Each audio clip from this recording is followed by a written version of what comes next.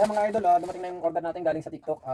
Ito nga pala yung umuusong ngayon sa TikTok sa mga affiliate na mga laruan para sa bata no. Ito bali open na natin para makita niyo na rin. Ito na siya, baby shark.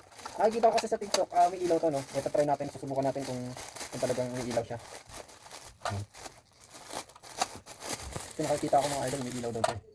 Hanapin natin yung ano na yan. Kung saan yung pinaka-switch niya. Meron dito sa loob dito.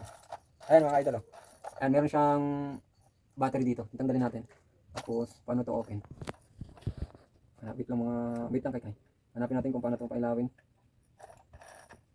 Nahirapan ako. Ito to. Dito ko. Hindi ako magkakamali ito ata. Yun. Isa mga idol. Tata si Kai. Mga idol, so may ilaw siya. Natuwa lang kasi ako nung nakita ko sa TikTok no, na may ilaw. Sabi ko, bibiling ko mura lang eh. Ayan, ito. Hold mo.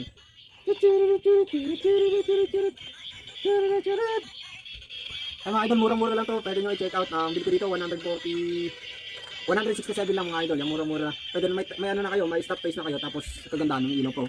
Pwedeng laruan ng baby. Text na yan. Hawak mo. Si Daddy Shark. Yan na, wey. Tingnan mo sa likod.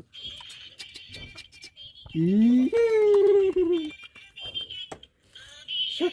Wait mga idol, there's more. Meron nga pala ulit pa, meron pa akong in-order na iba pa no. So ito naman ay t-shirt, kumbaga. Papakita ko sa inyo kung anong nilalaman nito isang paso. Ito mga idol. Bali, dalawa nga pala itong in-order natin. Ito siya mga idol. Open natin siya. Ang nilalaman. Dahil usong-uso ito ngayon mga idol. Yan, Sonic. Okay, stretchable na siya, Sonic. Bali, ang isang pares nga pala nito mga idol. 148 lang sa dalawa na. Ayun Sonic o Sando. Isukat natin mga idol kung makababagay ba kay Kai.